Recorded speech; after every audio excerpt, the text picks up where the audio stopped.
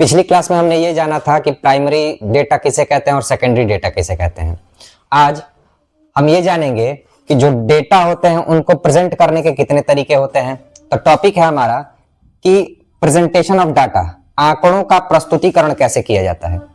तो मोस्टली हमें 9th में तीन प्रस्तुतिकरण पढ़ने हैं। पहला है बार ग्राफ, जिसे हिंदी में दंड आलेख बोलते हैं। दूसरा है हिस्टोग्राम, जिसे हिंदी में आयत चित्र बोलते हैं। और तीसरा है फ्रीक्वेंसी पॉलीगन, जिसे बारंबारता बहुभुज बोला जाता है। तो आज सबसे पहले हम पढ़ेंगे बार ग्राफ के बारे में, ठीक है।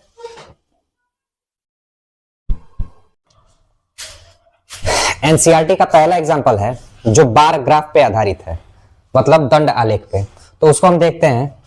इन a particular section of class 9th 40 students were asked about the months of their birth and the following graph was prepared for the data so obtained। मतलब 9वीं कक्षा के 40 विद्यार्थियों से उनके जन्म का महीना बताने के लिए कहा गया। इस प्रकार प्राप्त आंकड़ों से निम्नलिखित आलेख बनाया गया। मतलब आलेख आपको पहले से दिया गया है। हमें पता है कि हम किसके बारे में पढ़ रहे हैं, बार ग्राफ के बारे में। तो ये जो आलेख दिया गया है ये बार ग्राफ है। बार ग्राफ के बारे में कुछ बातें हम जान लेते हैं। तो ये जो दंड बनाते हैं इनकी चौड़ाई समान रखनी है हमें, यानी कि ये समान चौड़ाई होगी वो हर जगह से बराबर रखोगे। दूसरी चीज हमें ये याद रखनी है कि इन दंड आलेखों के बीच में ये जो गैप देख रहे हो ये भी समान दूरी की होगी, ठीक है। अब इस आलेख को पढ़ के हमें इन दोनों क्वेश्चंस के आंसर देने हैं। तो पहला देखते हैं, how many students were born in the month of November. नवंबर माह में जन्मे छात्रों की संख्या कितनी है। तो देखो यहाँ पे महीनों के नाम दे दिया गया है। यहाँ पे नवंबर कहाँ है, तो ये रहा नवंबर। नवंबर माह में जन्मे बच्चों की संख्या कितनी है, 4। इसका आंसर आ गया 4। दूसरा है, in which month were the maximum number of students was born. मतलब किस माह में सबसे ज्यादा छात्रों का जन्म हुआ है। तो सबसे ज्यादा अंक कहां दिख रहा है हमें, 6 पे। माह कौन सा है इसका, अगस्त, यानी कि इसका आंसर हो गया हमारा अगस्त।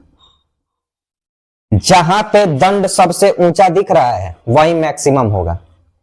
तो इस आलेख का प्रयोग हम इसलिए करते हैं ताकि आंकड़ों को हम आसानी से इकट्ठा कर सके, इन्हें मैनेज करना आसान होता है।